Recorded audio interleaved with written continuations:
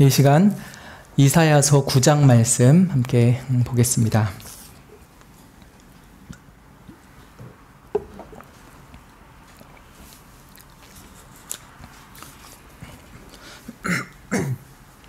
(9장) 1절부터 7절까지 교독하겠습니다.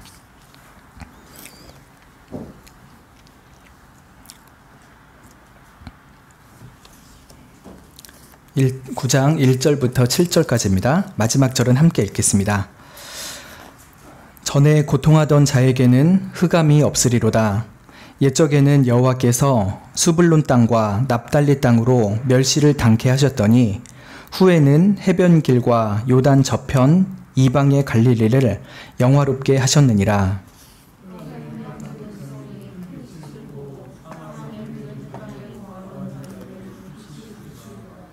주께서 이 나라를 창성케 하시며 그 즐거움을 더하게 하셨으므로 추수하는 즐거움과 탈취물을 나누는 때의 즐거움 같이 그들이 주 앞에서 즐거워하오니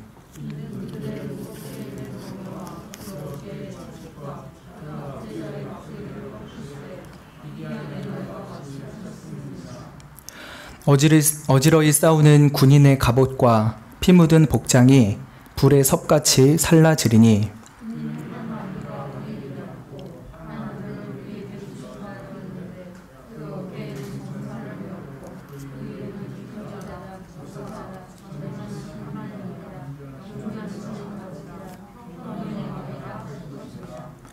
그 정사와 평강의 대함이 무궁하며 또 다윗의 위에 앉아서 그 나라를 굳게 세우고 자금 이후 영원토록 공평과 정의로 그것을 보존하실 것이라. 만군의 여호와의 열심히 이를 이루시리라. 아멘. 오늘 읽은 본문은 종종 설교나 개인 묵상을 통해서 접하셨던 말씀이리라 생각이 듭니다. 그런 말씀을 좀 더 깊이 있게 나눠보고자 이 설교로 말씀을 나누고 싶습니다. 오늘 본문을 잘 이해하기 위해서는 그 역사적인 배경을 좀 살펴볼 필요가 있을 것입니다. 때는 예수님이 태어나시기 전 734년 전쯤 될 것입니다. 이 가까운 역사적 배경이 이사야서 7장부터 시작이 됩니다. 그때 무슨 일이 있었냐면은 남유다는 12번째 왕 아하스가 다스리고 있었는데요.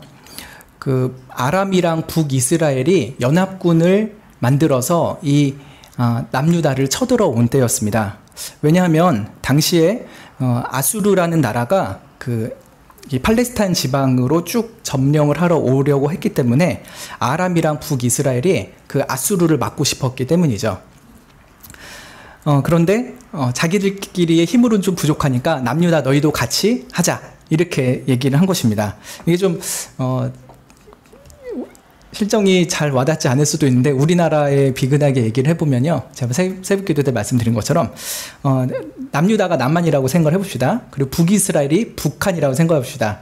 근데 중국이랑 북한이 힘을 합쳐가지고 연합군을 만들었어요. 왜 그러냐면은 아수르 같은 미국이 쳐들어온다고 해가지고, 미국이 쳐들어온다고 하니까 중국이랑 북한이 힘을 합쳐가지고 싸우려고 하는데 자기들끼리는 좀 힘이 안 될 것 같아요. 그래서 남한한테 와가지고 남한 너희도 좀 같이 싸워줘라 이렇게 하는 거죠. 근데 이 남유다가 잘 생각해보니까 북이스라엘이랑 아람이랑 같이 해서는 승산이 없는 거예요. 그래가지고 우리는 더 센 미국 같은 아수르한테 붙겠다 이렇게 생각을 하면서 연합군 제안을 거절합니다. 그러면 어떻게 됩니까? 여러분, 중국이랑 북한이 남한이랑 같이 하자고 했는데 남한이 너희랑 안 붙을래, 나는 미국한테 붙을래, 그러면은 어떻게 할까요? 미국을 바로 치는 것보다는 자기들 뒤에서 칠 수 있는 남한을 먼저 치고 그 다음에 미국을 치겠죠. 마치 그런 것처럼 북이스라엘이랑 아람이 그러면 남유다부터 치자, 그래야 뒤가 탄탄해서 앞에서 전진해오는 아수르를 이길 수 있을 것이다, 이런 생각을 하면서 먼저 남유다를 칩니다. 그러나 남유다가 혼자서 이 아람과 북이스라엘을 이길 능이 없었습니다. 그래서 쳐들어왔는데 남유다 아하스가 부들부들 떱니다. 백성들도 부들부들 떱니다. 어떡해, 우리 죽었다. 그런데 하나님께서 이사야를 아하스 왕에게 보내십니다. 그래가지고 아하스야, 걱정하지 말아라. 내가 아람이랑 북이스라엘을 다 물리쳐 줄 거다. 내 말 믿지? 근데 잘 못 믿겠으면은 내가 징조를 하나 줄게. 뭐냐면 신기하게도 처녀가 임신을 해가지고 아기를 낳게 될 거야. 근데 그건 좀 멀리 있을 일인데 좀 더 가까이 있을 징조를 하나 더 알려줄게. 그건 뭐냐면 한 아이가 태어나서 선악을 분별하는 한 12살쯤 되기 전에 이 아람이랑 북이스라엘이 망하게 될 거야. 이 아이가 태어나는 것이 그 11년 안에 그 두 나라가 멸망하게 될 징조가 될 거야. 이렇게 아하스에게 말씀을 하시죠. 그러면서 그렇다고 근데 내가 어떻게 두 나라를 멸망시킬지 아니? 내가 아수르라는 나라를 보내서 이 아람과 북이스라엘을 멸망시킬 거야. 그렇다고 해서 아하스야, 너 아수르를 의지하지 말아라. 내가 아수르를 보내서 이기게 하는 거니까 내가 승리를 주는 거지 아수르가 승리를 주는 거는 아니야. 그러니까 너는 나만 의지해야지 승리를 할 수 있을 것이다. 만약에 네가 아수르를 의지하고 그러면은 결국은 아수르가 너 남유다까지도 다 칠 것이야.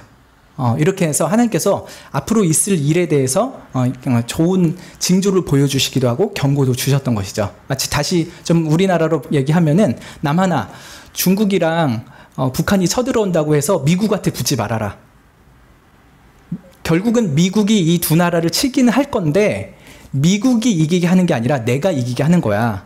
미국을 보낸 건 나고 승리의 근원은 나니까 나만 믿어야 된다. 나 대신에 미국을 의지하고 미국을 믿게 되면은 너는 결국 미국한테 깨질 거야. 이런 말씀을 하는 것이죠. 좀 우리나라 실정이랑 더 와닿게 이해가 되실 거예요.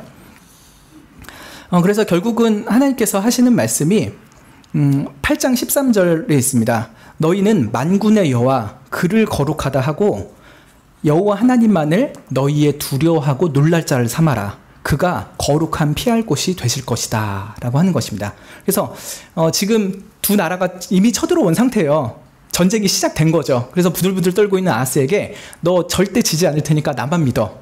아수르도 의지하지 말고 나만 의지해야 된다. 내가 피할 곳이니까 나만 믿어라. 걱정하지 말아라. 이렇게 여러모로 징조까지 주시면서 다 말씀하신 거예요. 그런데도 아하스가 지금 마음속에 나는 그래도 하나님 안 믿을 거지롱. 나는 아수르한테 붙을 거지롱. 이런 마음을 가지고 계속 있는 것입니다. 그래서 하나님께서 이런 아하스에게 또 아하스랑 비슷한 마음을 갖고 있는 이 남유다 사람들에게 한 가지 말씀을 하십니다. 8장에 여호와의 백성은 마땅히 여호와의 율법과 증거의 말씀을 쫓아야 된다. 대신에 신접한 자들, 점쟁이들 찾아가가지고 우리나라가 어떻게 해야 이깁니까? 이런 말을 묻는 자들은 다 망할 것이다 라고 하는 거죠. 하나님께서 이사야를 통해서 분명히 다 계시를 해주셨잖아요. 승리의 방법은 여호와를 믿는 것이라는 걸 다 알려주셨습니다. 근데 그것을 무시하고서 점쟁이 찾아가고 죽은 영혼들 불러다가 미래를 알려달라고 하는 짓 하면은 너희 나라에 흑암과 고통밖에 없을 것이다. 이렇게 말씀하는 것이죠. 이 말씀을 좀 같이 읽어보겠습니다. 8장 20절부터 22절까지 한번 읽어보겠습니다. 8장 20절부터 22절 시작. 마땅히 율법과 증거의 말씀을 좇을지니 그들의 말하는 바가 이 말씀에 맞지 아니하면 그들이 정령이 아침빛을 보지 못하고 이 땅으로 헤매며 곤고하며 줄일 것이라. 그 줄일 때에 번조하여 자기 왕, 자기의 하나님을 저주할 것이며 위를 쳐다보거나 땅을 굽어보아도 환난과 흑암과 고통의 흑암뿐이리니 그들이 심한 흑암 중으로 쫓겨 들어가리라. 하나님께서 이 나만 믿으라 그리고 내 말씀만 쫓으라 라고 했는데 그렇게 하지 않는 자는 아침 빛을 보지 못한대요. 그리고 아주 고통스러운 어둠 속에서 살 것이라 라고 말씀하는 것입니다. 어린이들은 캄캄한데 좋아하나요? 무섭죠. 일단 무섭습니다. 어른 되면은 캄캄한 게 무섭지는 않은데 좀 불편하죠. 그래가지고 어떻게든 불을 만들어서 환하게 지내려고 합니다. 그런데 이스라엘에게 불순종의 징계로 주실 그 흑암은 한 치 앞도 보이지 않는 아주 깜깜함입니다. 아주 큰 해를 입을 것이고 많은 사람이 죽어나가게 될 그런 흑암과 같은 시대를 지내게 될 것이라 라고 말씀하는 것이죠. 이것이 바로 오늘 그 9장 본문에 대한 간단한 배경이 됩니다. 하나님께서 이 8장 후반부에서는 사망의 흑암을 당할 것이다. 그러니까 나만 믿어라 이렇게 경고를 해주셨죠. 그런데 오늘 읽은 9장 초반부에서는 장차 큰 빛을 주실 것이라는 소망의 말씀을 주십니다. 이거는 이스라엘이 뭔가 잘해서 그런 게 아니라요. 하나님께서 전적인 은혜를 베풀어 주시기 때문에 일어날 큰 반전이죠. 1절에 보면은 전에 고통하는 자에게는 흑암이 없으리로다 라고 하죠. 옛날에는 흑암의 고통 속에서 살고 있던 자들에게 이제는 그 고통을 다 지워주시겠다 라고 하죠. 또 옛적에 여호와께서 스불론 땅과 납달리 땅으로 멸시를 당하게 하셨는데 후에는 해변길과 요단 저편 이방의 갈릴리를 영화롭게 하셨다라고 합니다. 스불론 땅과 납달리 땅이 어딜까요? 북이스라엘에서도 맨 북쪽입니다. 그러니까 북한에서도 제일 그 중국과 접경에 되어 있는 그런 곳이죠. 그런데 주로 이스라엘에 강대국들이 쳐들어올 때는요 북쪽에서 많이 옵니다.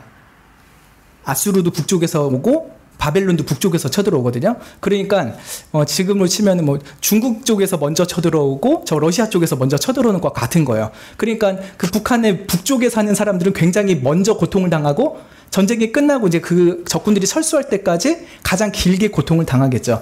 그 이스라엘의 가장 북쪽에 있던 땅이 이 스불론과 납달리 땅이었습니다.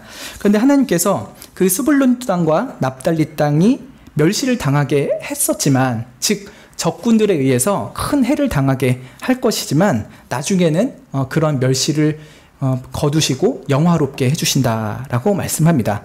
실제로 이 이사야가 이런 예언을 한 지 얼마 안 돼가지고 아수르의 왕 디글랏 빌레셀이 이 북이스라엘로 쳐들어옵니다. 그래가지고 이온, 야노아, 게데스, 하솔, 길르앗, 갈릴리, 납달리 온 땅을 다 점령하고 그 백성을 사로잡아서 아수르로 끌고 갑니다. 그런 일이 그 이사야가 예언한 지 몇 개월 후에 일어나게 되는 것이죠. 그렇게 이렇게 고통을 받는 땅이지만 언젠가는 하나님께서 그 땅을 영화롭게 하시겠다라고 말씀하십니다.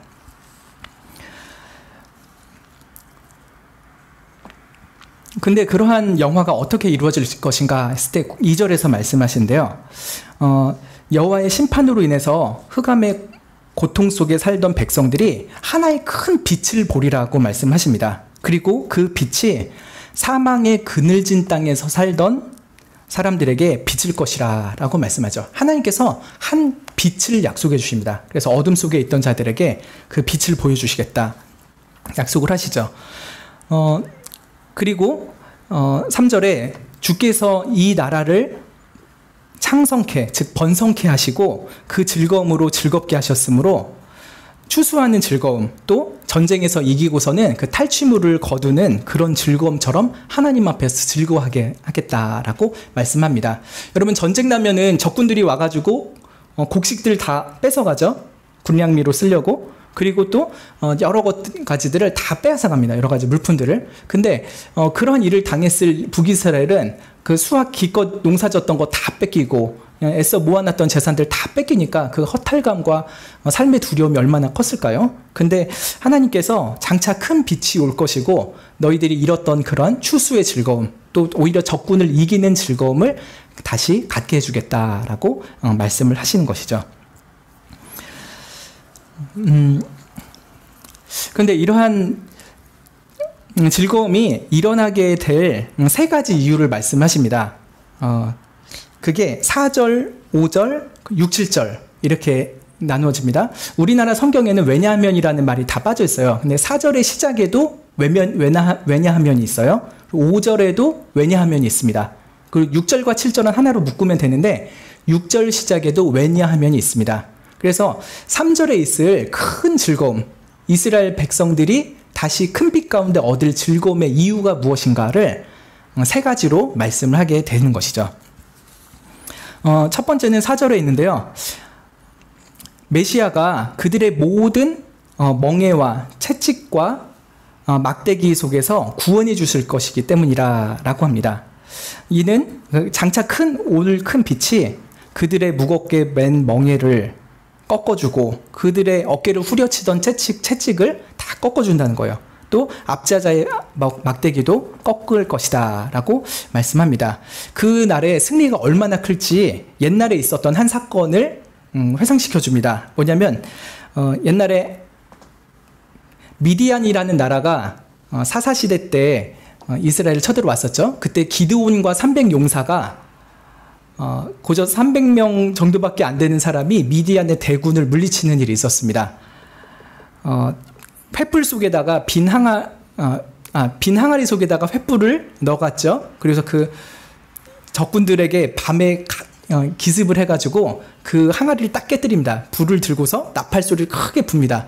자고 있던 미디안 사람들이 깜짝 놀래가지고 어마어마한 그 이스라엘 적군들이 쳐들어왔나 보다 생각을 합니다. 그래가지고 막 밤중에 서로 막 칼질을 하면서 서로를 막 죽이게 되었죠. 그래서 그때 정말 칼도 제대로 쓰지 않고서 어마어마한 승리를 거두게 했었던 사건이 있었죠. 근데 그러한 사건이 앞으로 이스라엘 가운데 또다시 재현될 것이다 라고 말씀을 하는 것이죠. 메시아가 줄 큰 빛이 줄 완전한 해방과 구원의 역사를 말하고 있습니다. 그래서 그들이 즐거워할 것이라 라고 하는 것이죠. 두 번째로 큰 빛 때문에 즐거워야 될 이유는 완전한 승리로 말미암는 평화 때문에 그렇습니다. 5절을 보시면 어지러이 싸우는 군인의 갑옷과 피 묻은 복장이 불에 섭같이 살라질 것이다 그러죠. 어지러이 싸우던 군인들의 갑옷이 다 불탈 거예요. 그리고 그들이 입었던 피 묻은 옷들도 다 불탈 겁니다. 이거는 전쟁이 완전히 다 끝나는 때를 말하고 있는 것이죠. 그리고 다시는 그런 전쟁의 군장을 입지 않고 또 다른 전쟁이 없는 완전한 평화가 있을 것이기 때문에 이스라엘이 즐거워할 것이라 라고 말씀을 하는 것입니다. 이제 세 번째로 즐거워할 이유가 있는데 이 6, 7절이 가장 중요한 말씀이 되겠죠. 큰 빛이 누구를 의미하느냐 했을 때 바로 한 아기로 태어날 하나님을 의미합니다. 잘 아시는 바와 같이 메시아를 말하고 있는 것이죠. 6절에 이는 한 아기가 우리에게 낳고 한 아들을 우리에게 주신 바 되었다 라고 합니다. 근데 이 아기가 좀 특별한 아기이죠. 그냥 이 세상에 태어나는 흔한 많은 아기 중에 한 명이 아닙니다. 매우 특별한 한 아기입니다. 이것은 앞으로 먼 훗날 태어나게 될 하나님의 아들 예수님을 말하고 있는 것이죠. 그 한 아기가 우리에게 태어날 것이다 라고 합니다. 근데 여러분 보면 한 아기가 우리에게 낳고라고 그러잖아요. 과거 이미 이루어진 일처럼 표현이 되어 있죠. 그런데 이제 히브리어에서 이런 식의 표현이 많이 있습니다. 무엇이 어떤 미래에 있을 일이 반드시 이루어진다면은 그것을 이미 이루어진 과거일처럼 표현하는 때가 많아요.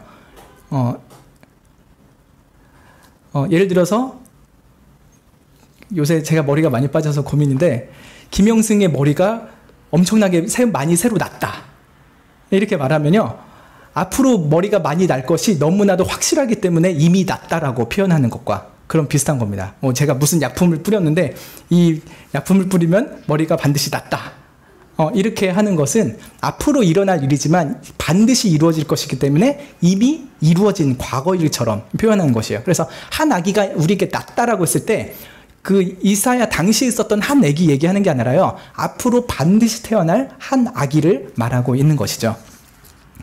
그리고 한 아들을 우리에게 주신 바 되었다라고 하죠. 하나님께서 이 일을 다 하시는 겁니다. 그리고 이 아기이고 아들이라고 하니까 분명히 사람이잖아요. 사람이라는 것을 강조하지만요 6절 하반절을 보면은 신기하게도 그 아기가 하나님이라는 것을 여러 각도로 말씀합니다. 보십시오. 그 어깨에는 정사를 메었다라고 하죠. 이 정사는 만물에 대한 통치권을 말합니다. 한 아기가 태어났는데 그 아기는 만물을 통치하는 권세를 가지고 있는 아기라는 거예요. 보통 아기가 아니죠. 근데 이 아기는 사실 아기의 이름이 있는데 뭐냐면 기묘자라 모사라라고 합니다. 그러니까 우리나라 성경에서는 이게 기묘자라 모사라 나눴지만요. 원래는 기묘한 모사이다 이렇게 하나로 붙이면 됩니다. 뒤에 것들도 그러잖아요. 전능한 하나님이다. 영존하시는 아버지다.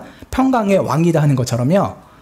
기묘한 모사라 이렇게 붙여서 보는 것이 더 맞습니다. 근데 이 아기는 이름이 있는데 하나 그 중에 첫 번째 뭐냐면 참 기묘한 지혜자다라고 하는 것입니다. 그 지혜가 너무나도 뛰어난 아기이다라고 하는 것이죠. 제가 유튜브에서 어떤 아이에 대한 걸 봤었는데 IQ가 300이래요. 태어난 지 6개월 만에 말을 시작했대요. 그리고 3살 때부터 그 뉴욕타임즈였나? 그런 걸 읽었대요. 그리고 8살 때 7개 국어를 하고 12살 때인가 됐을 때 40개 국어를 했대요. 그리고 11살에 하버드에 입학을 해가지고 거기서 이제 되게 빨리 학위를 마치고 교수가 됐어요. 근데 교수가 됐는데 너무 어린 사람이 교수가 되니까 뭐 20살 넘어서 이제 하버드 대학교에 온 사람들이 애를 좀 무시하는 거예요. 물론 자기보다 월등히 뛰어나죠. 정말 IQ 300이면 어떤 사람이겠습니까?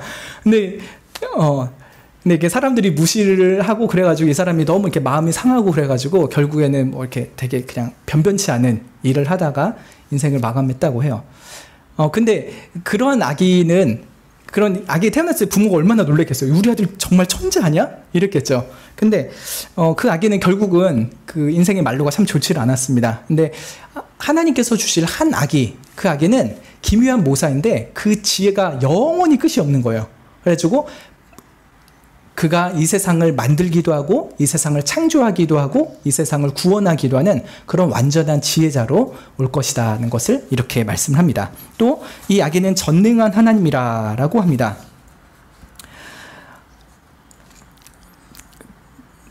원래는 하나님이시라는 거예요. 근데 이 하나님이 아기로 오신다라고 하는 거죠. 뒤집어서 말하면은 이 아기는 사실은 신이라는 거예요. 신이 아기로 태어난 그런 존재라고 하는 것이죠. 근데 이 신은 전능하신 하나님이라고 하죠.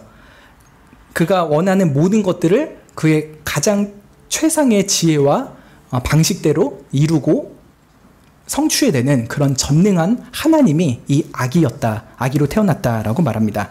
또 영존하시는 아버지라고 합니다. 아기로 태어났는데 사실은 아버지래요. 모든 세상을 창조한 아버지이기도 하고요. 모든 죄인들을 구원하는 구원의 아버지이기도 합니다. 또 네 번째로는 평강의 왕이라고 하죠. 샬롬의 왕이라고 할 수 있는데 하나님과 죄인 사이를 화목하게 하고 또 죄인과 죄인 사이에 모든 불화와 싸움들을 종식시켜주는 그런 진정한 평강의 왕이 이 아기로 태어날 것이다 라고 말씀하고 있는 것입니다. 네, 이 아기가 이름은 이렇게 몇 가지로 나눠지는데 이 아기가 통치하는 방식 또한 매우 놀랄 것입니다. 이제 아기가 성인이 돼가지고 그 나라를 통치하게 될 때 7절에 보면은 그 정사와 평강의 더함이 무궁하다라고 합니다.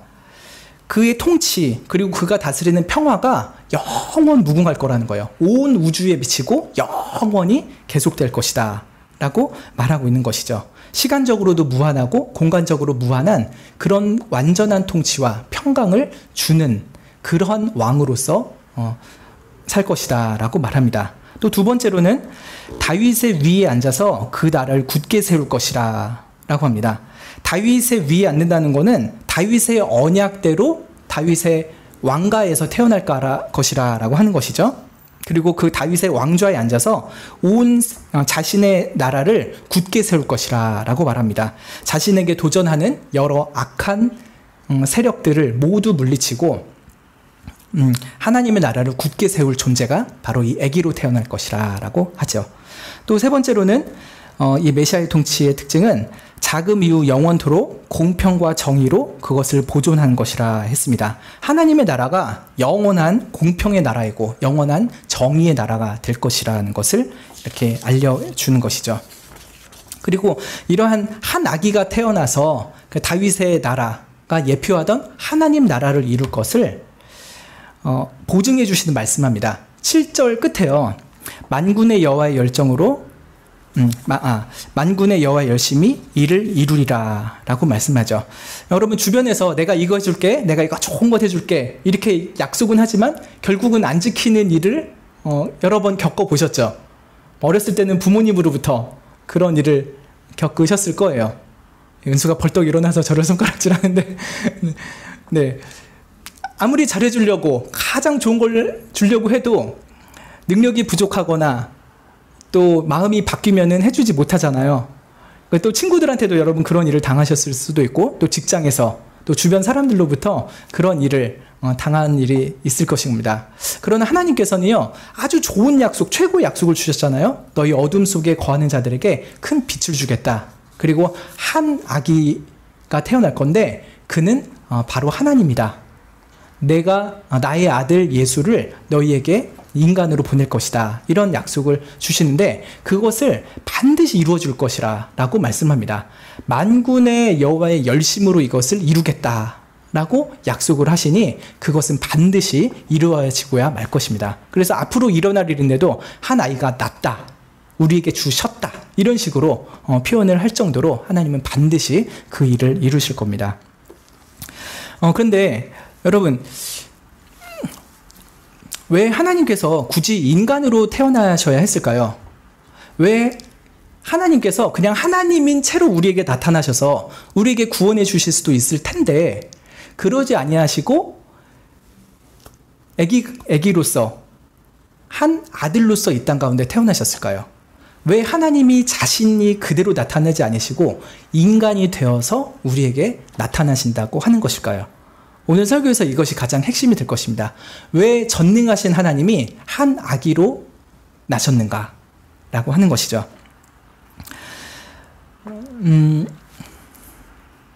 사실 저는 이 본문을 읽으면서 가장 은혜가 됐던 부분이 바로 이 한 아기가 우리에게 낳고 라고 하는 부분이었습니다. 왜냐면요, 그 전능하신 하나님, 그리고 공의롭고 공평하신 하나님이 우리 가운데 그대로 딱 나타나신다면은 저 같은 죄인은 도저히 그 앞에 설 수가 없을 것 같아요. 이사야가 그 스랍들이 하는 것들을 봤잖아요. 그 천사들조차도, 그 죄 없는 천사들조차도 하나님을 보면서 그렇게 두려워 떨었는데 이사야는 더 두려워 떨었죠. 그리고 이사야보다 훨씬 더 악한 저는 더 두려워 떨 수밖에 없을 것입니다. 전능하신 하나님이 그 모습 그대로 우리에게 드러난다면은 하나님은 우리에게 자비의 하나님이라기보다는 공포의 신으로 나타나게 될 것입니다. 우리가 하나님 앞에 범죄했던 죄, 그리고 하나님이 우리에게 쏟으실 그 모든 진노와 형벌의 무게 때문에 우리는 그냥 압사당할 수밖에 없을 것입니다. 그런데 그 하나님이 그 전능하신 하나님 자체로 나타나지 아니하시고 한 아기로 나타나신다고 우리에게 약속을 해주십니다. 왜 그럴까요? 우리는 정말로 아담의 첫 범죄로 인해서 원죄를 가지고 태어나죠. 죄인으로 태어나서 죄를 실컷 짓다가 죄값을 치러서 죽어야 할 운명이었습니다. 그렇지만 하나님께서 세상 모든 죄인들 중에서도 하나님의 백성을 선택해 두셨죠. 그리고 그들을 구원하기 위해서 오늘 약속하신 한 아기를 우리에게 보내주신다라고 약속을 하십니다. 근데 이 아기는 그냥 보통 아기가 아니라 하나님이셨던 아기입니다. 그러면 우리는 생각하게 됩니다. 도대체 왜, 무슨 이유 때문에 우리의 구원자가 참 하나님이시지만 인간이 되셔야만 했는가? 그냥 하나님이시면 안 되는가? 혹은 그냥 인간이기만 하면 안 되는가? 왜 꼭 둘 다여야만 하는가? 이런 생각을 할 수 있게 되는 것이죠. 여러분, 참 신비한 일이지 않습니까? 왜 신이 인간이 되어야만 했는가? 먼저 우리를 구원할 큰 빛, 우리를 위해서 오실 메시아가 반드시 인간이어야 되는 이유를 말씀드리겠습니다.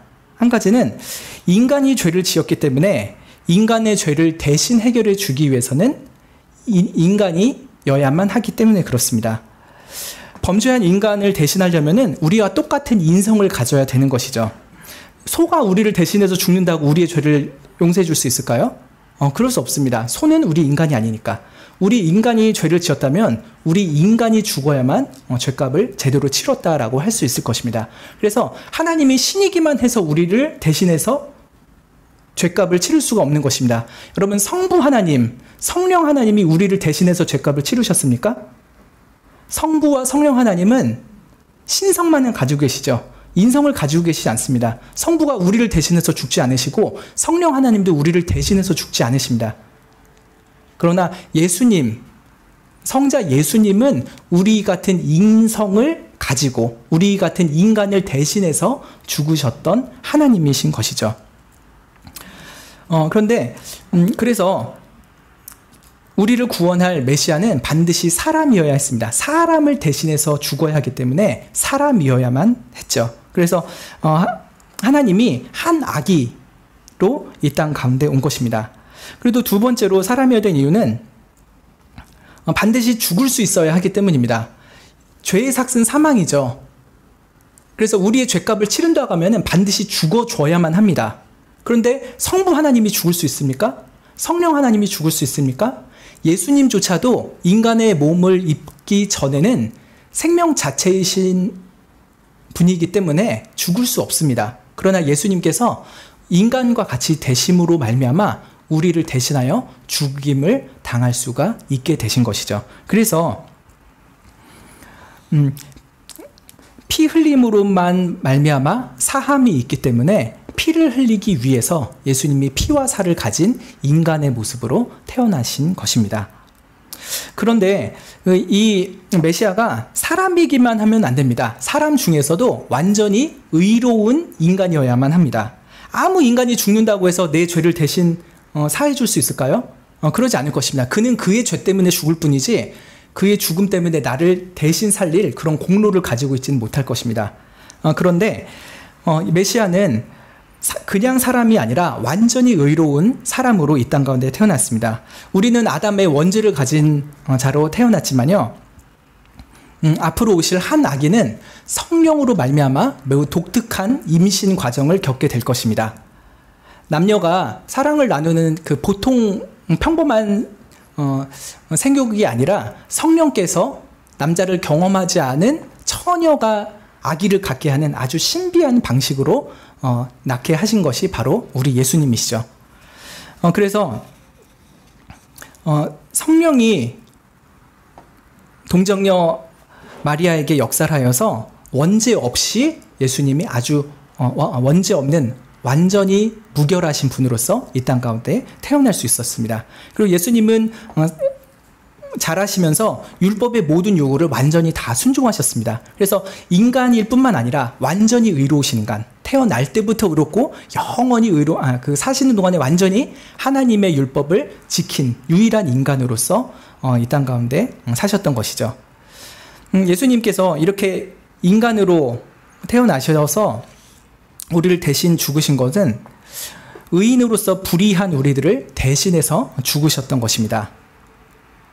그래서 예수님이 메시아로서 이 땅 가운데 인간으로 태어나신 이유는 인간을 대신해서 죽기 위함이고 또 합당한 희생 제물이 되기 위해서는 완전히 순결한 인간이어야 하기 때문에 이 세상에 그런 모습으로 태어나신 것이죠. 두 번째로, 그러나 이 예수님은 그냥 인간이기만 한 것이 아니었습니다. 근본적으로는 하나님이셨습니다.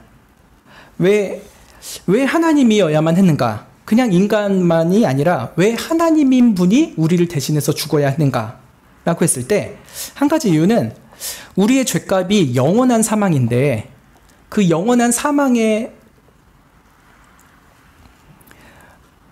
죽음을 대신 당하기 위해서는 그의 죽음이 영원한 가치를 가져야 되기 때문입니다. 한 인간의 죽음은 영원한 가치를 갖지 않을 거예요. 그러나 하나님이신 분이 인간으로 와서 죽는다면은 그의 신성으로 말미암아 그 인간의 죽음이 영원한 가치를 갖게 되기 때문에 예수님이라는 분의 한 인간의 죽음은 영원한 가치를 지닌 죽음이 되는 것이죠. 한 인간으로서만 죽은 것이 아니라 신성의 무한한 가치를 가진 분으로서의 죽음이기 때문에 예수님은 우리를 대신해서 영원한 사망을 당하셨다라고 할 수 있는 분이 되는 것입니다. 그래서 온 피조물이 죽어도 우리 한 사람을, 여러분 한 사람 한 사람을 구원할 수 없었을 거예요. 그러나 하느님이셨던 분이 그의 영원한 가치를 인간으로서 품고 오셨기 때문에 그의 죽음이 우리에게 영원한 사망에 대한 값을 대신 치를 수 있게 된 것이었습니다. 그래서 예수님이 죽으셨던 기간은 고작 3일밖에 안 됐지만 그 3일은 우리가 겪은 영원한 사망의 가치와 버금가는 것이었던 것이죠. 그래서 우리는 그냥 한 인간이 죽은 것이 아니라 하나님이 주신 영원한 가치를 가지고 그 생명을 잃었기 때문에 우리를 대신한 영원한 사망을 당하였다라고 하는 것을 확신할 수 있게 되는 것입니다. 또 두 번째로는 그가 죽음으로만 끝난 것이 아니라 생명으로 다시 부활해야 했기 때문입니다. 인간이 자기를 스스로 살릴 수는 없죠. 그러나 예수님은 하나님이시기 때문에 잠시 인간으로서 죽으셨지만 영원한 생명으로 다시 부활하게 하신 것이었습니다. 그저 사람에 불과했다면 죽음에서 헤어나올 수 없었을 것이죠. 영원한 사망에 갇혀 있었을 것입니다. 그러나 예수님은 참 하나님이시기 때문에 자신의 생명의 능력으로 모든 사망 권세를 물리치시고 파하시고 생명의 주로 부활하신 것입니다. 그래서 우리에게 올 큰 빛은 전능한 하나님이기도 하지만 동시에 한 아기로 태어나는 분이어야만 했던 것이죠. 이 놀라운 구원의 신비를 이 이사야서 9장 6절에서 우리에게 이렇게 말씀해 주신 것입니다. 실제로 이 이사야의 예언이 있은 후에 730여 년 후에 한 아이가 태어났습니다. 다윗의 동네였던 베들레헴이라는 작은 살고 마을에서 한 아기가 태어났습니다. 그리고 그의 부모는 천사의 가르침을 따라서 그 아이의 이름을 예수라고 붙였습니다. 이 아이는 참 귀한 아이구나. 이 아이가 나를 구원할 것이고 온 세상에 주의 택하신 백성들을 구원하실 것이구나 하면서 이 부모는 그 아기 예수를 안고서 하나님을 찬양했을 것입니다. 그때 천군 천사가 함께 찬양을 했습니다. 그리고 그 소식을 들었던 주변에 있던 목자, 그리고 더 멀리서부터 왔던 동방의 박사들까지 와서 이사야서에서 예언되었던 이 아기의 탄생을 그렇게 기뻐하고 하나님을 높여 찬양을 했던 것이죠. 근데 이 아이가 이제 자라서 어느덧 성인이 되었습니다. 한 30살쯤 되었을 때 세례 요한에게 가서 세례를 받았죠. 그리고 마귀로부터 시험을 다 이겼습니다. 그리고 나서 갈릴리 동네로 갔죠. 여러분, 예수님이 태어난 곳은 아까 말씀드린 대로 어디입니까? 베들레헴이죠. 근데 예수님이 유년기와 청소년기, 청년기까지 보낸 곳은 어디입니까? 갈릴리의 나사렛입니다. 그래서 갈릴리 나사렛 예수 이런 식으로 얘기를 하잖아요. 예수님이 30살 전까지는 이제 나사렛에서 생활하신 거예요. 근데 그 예수님이 공생애를 시작하시기 직전에 가버나움이라는 곳으로 이사를 하십니다. 나사렛은 갈릴리에서 서쪽에 있는 곳이고요. 가버나움은 갈릴리에서 북쪽에 있는 곳입니다. 근데 예수님께서 굳이 북쪽으로 오셨어요. 북쪽으로 이사를 하셨습니다. 그리고서 거기서부터 천국 복음 전파 사역의 첫 시작을 하신 것입니다. 그런데 왜 그랬느냐? 예수님은 이 이사야서 9장의 말씀이 자기에게 응하게 하시려고 의도적으로 이사를 하신 것이었어요. 누가복음 4장 14절에 보면은 예수님께서 성령의 권능으로 갈릴리에 가셨다라고 하거든요. 이제 갈릴리에 갔다는 건 가버나움에 갔다는 말씀이에요. 성령의 권능으로, 즉 성령의 인도하심과 충만함을 받아서 갈릴리 가버나움으로 이사를 하셨다라고 하는 것이 기록되어 있습니다. 그리고 마태복음 4장에 예수님께서 이 가버나움에 오신 일이 어떤 영적인 의미가 있는지를 말씀합니다. 우리 한번 같이 찾아보겠습니다. 마태복음 4장입니다.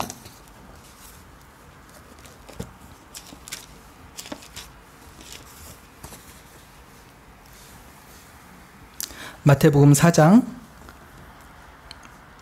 12절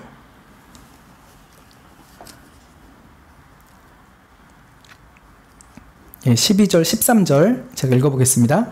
예수께서 요한의 잡힘을 들으시고 갈릴리로 물러가셨다가 나사렛을 떠나 스불론과 납달리 지경 해변에 있는 가버나움에 가서 사셨다라고 합니다. 예수님께서 굳이 나사렛에서 가버나움으로 이사하신 이유가 있다라고 하는 것이죠. 우리가 이사할 때는 주로 뭐 때문에 합니까? 우리의 어떤 개인적인 필요, 가정적인 필요 때문에 그렇죠. 혹은 뭐 부동산밖에 돈 크게 벌 수 있는 게 안 남았으니까 좀 한몫 잡아보려고 이사를 하기도 하죠. 근데 예수님께서 나사렛에서 가버나움으로 이사하신 이유가 있습니다. 뭐라고 하냐면 14절에 보면요. 이는 선지자 이사야로 하신 말씀을 이루려 하심이라 라고 했죠. 의도적인 이사였다라고 하는 것입니다. 근데 그 이사야의 말씀을 이루기 위함이 도대체 무슨 의미입니까? 15절 16절 우리 같이 읽어보겠습니다. 시작. 스불론 땅과 납달리 땅과 요단강 저편 해변길과 이방의 갈릴리여 흑암에 앉은 백성이 큰 빛을 보았고 사망의 땅과 그늘에 앉은 자들에게 빛이 비추었도다 하였느니라. 예. 아까 저희가 읽었던 이사야 9장 말씀이 이 마태복음 4장에서 예수님에 의해서 정확히 성취되는 것을 우리가 방금 읽었습니다. 예수님께서 가장 멸시당하고 고통받았던 그 이스라엘의 북쪽 갈릴리 마을이었습니다. 그곳으로 더 북쪽으로 가셨던 이유는 무엇이냐면 생명의 빛을 밝히 드러내시기 위함이었습니다. 예수님이라는 온 세상의 생명의 빛을 밝히 비추실 첫 시작 지점으로 가버나움을 선택하시고 거기에 오신 것은 이 이사야의 예언을 이루기 위함이었죠. 그래서 이 갈릴리의 북쪽 땅은 더 이상 죽음의 땅, 어둠의 땅이 아닙니다. 생명의 땅이고 빛이 가득한 땅이 되는 것이죠. 예수님께서 이 가버나움에 오셔서 앞으로 자신이 이루실 구원이 무엇인가를 구체적으로 보여주십니다.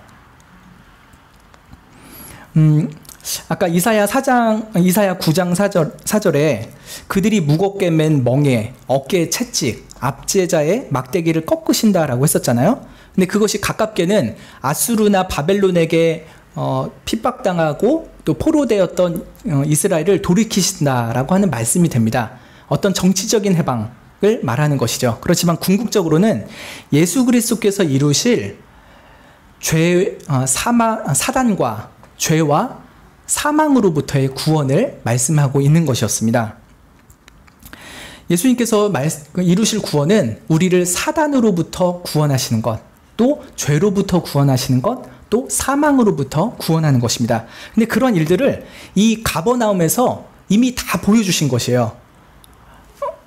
마가복음 1장에 보면요, 예수님께서 이 가버나움, 이제 새로 이사하신 동네죠. 이 동네에 와서 근처에 있는 회당에 들어가십니다. 우리도 어디 동네 이사 가면은 거기 교회부터 찾아가듯이요. 예수님께서 딱 새로 이사 간 동네에 안식일이 되니까 회당에 먼저 찾아가셨죠. 근데 거기서 더러운 귀신 들린 사람이 있는 것을 발견하십니다. 그리고 그때 더러운 귀신 들린 사람으로부터 그 귀신을 쫓아내십니다. 이것은 무엇입니까? 예수님의 구원이라는 것이 온 인류를 타락시키고 자신과 함께 영원한 멸망에 빠지게 되도록 사람들에게 거짓 말을 일삼았던 마귀의 권세를 멸하신다는 것을 말씀하였습니다. 가버나움에서 한 사람의 들어가 있던 더러운 귀신을 쫓아내셨지만 그것은 가버나움이 아니라 온 인류에서 사단의 권세를 멸하실 것을 미리 보여주는 한 사건이었던 것이죠. 그리고 마가복음 2장에서는 예수님께서 자기 집에 계실 때 한 중풍병자가 이렇게 그 친구들에 의해서 지붕 뚫고서 내려오는 사건이 있었잖아요. 그때 예수님께서 하신 말씀이 소자야 내 죄사함을 받았느니라 라고 말씀하십니다. 예수님은 가버나움의 자기 집에서 그 한 중풍병자의 근본적인 문제였던 죄를 용서해 주시지만 이것은 장차 온 세상의 죄 문제를 해결해 주실 것이라는 것을 보여주시는 사건이었죠. 그리고 마가복음 5장에서는 그 가버나움의 회당장이었던 야이로라는 사람의 딸이 죽은 사건이 있었습니다. 근데 그 이미 죽었던 그 딸에게 찾아가서 예수님께서 뭐라고 하십니까? 달리다굼이라고 하시면서 그녀를 일으키십니다. 그때 죽었던 그 딸이 회당장의 딸이 살아나는 놀라운 기적을 보여주셨습니다. 이것은 예수님께서 가버나움에 한 소녀의 죽음의 문제를 해결하시는 것을 보여주신 거지만 장차 온 인류의 특별히 하나님께서 선택하신 백성들의 죽음의 문제를 완전히 해결하시고 우리의 마지막 원수되었던 사망을 물리쳐 주실 것이라는 것을 분명히 보여주는 사건이었죠. 그래서 예수님께서 굳이 가버나움이라는 그 촌동네, 그 작은 그 낙후된 곳, 그곳으로 이사하신 이유는 이사야에게 주신 이 말씀에 큰 빛으로 드러나시기 위함이었습니다. 그리고 한 아기가 사실은 전능하신 하나님이었기에 사람만으로서도 혹은 하나님으로만으로도 되지 않는 그 일을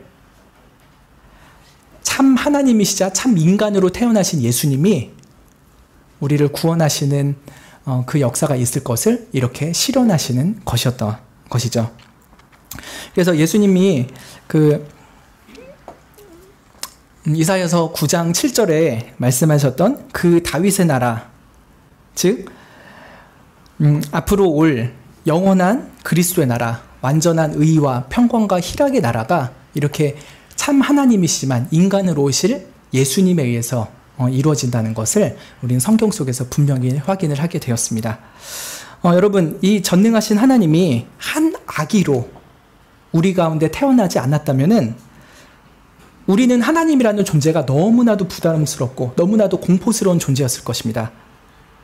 그의 공평과 그의 정의가 오히려 우리를 죽이고 우리를 절망케 하고 영원한 지옥으로 떨어뜨리는 것이 되었겠죠. 그렇지만 그 전능하신 하나님께서 겸손히 자기를 낮추시사 한 인간으로 태어나셨습니다. 그리고 우리를 대신해서 우리의 모든 죄를 대신 짊어지시고 우리의 죄 문제를 해결해 주셨습니다.